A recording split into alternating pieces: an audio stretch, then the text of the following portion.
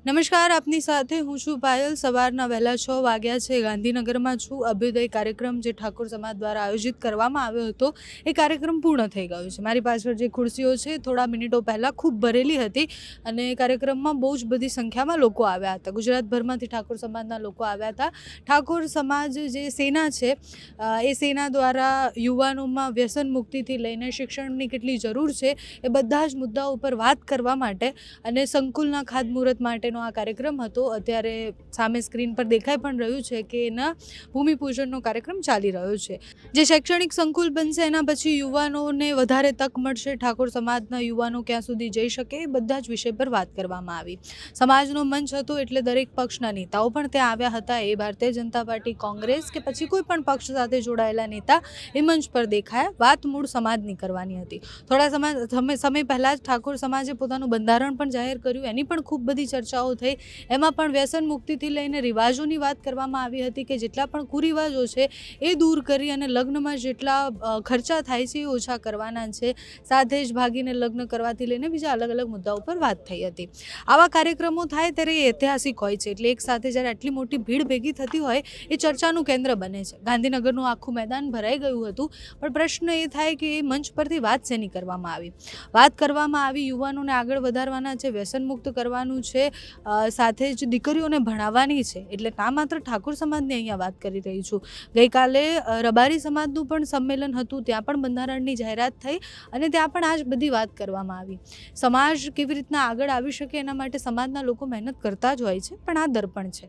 એક બાજુ આપણે ગુજરાતને ખૂબ વિકસિત ગુજરાત કહીએ છીએ, આપણે ગુજરાતના વિકાસની વાત કરીએ છીએ, આપણું આટલું મોટું બજેટ છે, આપણે જ્યારે વિજ્ઞાન, ટેકનોલોજી અને બહુ જ બધા વિષયો પર વાત કરવાની હોય ત્યારે હજુ આપણે આ વિષયો પર વાત કરી રહ્યા છીએ, એ પણ આપણે જોવું પડશે।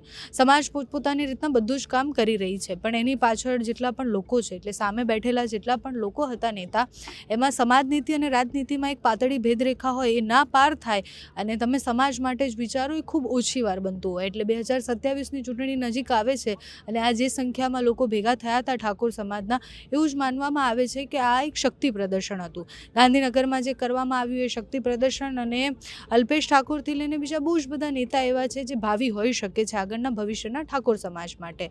અલ્પેશ ઠાકોર જ્યારથી ભારતીય જનતા પાર્ટીમાં જોડાયા ત્યારથી એમને મંત્રી બનાવવાની વાત હોય કે પછી હમણાં જ જ્યારે મંત્રી નવા જાહેર થયા ત્યારે પણ એ મંત્રી બને છે ત્યાં સુધી વાત પહોંચી હતી। આગળ જતાં ઠાકોર સમાજના લોકો એવું પણ કહી રહ્યા છે કે અમારા સમાજના સીએમ હોવા જોઈએ। ઘણા બધા સમાજના લોકો એવું કહે છે કે અમારા સમાજના સીએમ હોવા જોઈએ, પણ સીએમ બનવાથી સમાજમાં કેટલો બદલાવ આવશે એ પણ મોટો પ્રશ્ન છે।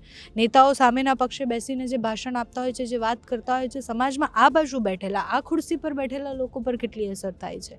બંધારણ જાહેર કરી દેવાથી, મંચ પરથી વાત કરવાથી સમાજના લોકોને કેટલી અસર થાય છે એ પણ જોવાનું છે। આમાં રાજનીતિ અને સમાજનીતિ બધું જ આવતું હોય, કારણ કે નેતા જ્યારે મંચ પર હોય ને ભાષણ આપતા હોય તો એ રાજનીતિ બાજુ પર મૂકીને નથી જ આવતા, એમાં એમનો ઘણો બધો ફાયદો પણ જોવામાં આવતો હોય છે। એમને એ ફાયદો મળવાનો પણ છે। સમાજ છે તો એ છે, બધું જ પરસ્પર ચાલે છે, એટલે સમાજ પણ એમના રાહે છે, એ પણ સમાજના રાહે છે, ને એવી રીતના ચાલતું હોય છે। અને અત્યારે ગુજરાતમાં એ ટ્રેન્ડ છે કે સમાજની ખૂબ ચર્ચાઓ થઈ રહી છે। એક બાજુ રબારી સમાજ સંમેલનો કરે છે, એક બાજુ ઠાકોર સમાજ કરે છે, પાટીદાર સમાજ મેદાને છે, ક્ષત્રિય સમાજ મેદાને છે, અને બધા જ સમાજો એક સાથે ભેગા થઈ અને જે રીતના સંમેલનો કરી રહ્યા છે, શક્તિ પ્રદર્શન કરી રહ્યા છે, ચૂંટણીમાં અને રાજનીતિમાં એમનું પ્રભુત્વ કેટલું હોવું જોઈએ, એમના કેટલા નેતા હોવા જોઈએ, બધા જ વિષય પર વાત થઈ રહી છે, ત્યારે પ્રશ્ન એ થાય કે આપણે કયા મુદ્દે ચૂંટણી લડવા માંગીએ છીએ? 2027ની ચૂંટણીમાં શું થવાનું છે? આજે ભેગા થયેલા 3 વાગે ભેગા થયેલા લોકો છે એ બધા કયા મુદ્દે ચૂંટણી લડશે? એમના મુદ્દાઓ કયા હશે? એમના સમાજના સીએમ બનવા કે ગુજરાતના મુદ્દાઓ હશે? આ બહુ જ બધા પ્રશ્ન છે, પણ હવે 2027ની ચૂંટણી વધારે દૂર પણ નથી, એની પહેલાં સ્થાનિક સ્વરાજની ચૂંટણી પણ છે, પણ એ ચૂંટણીઓ કયા દિશા તરફ જઈ શકે છે એના આ બધા દ્રશ્યો છે।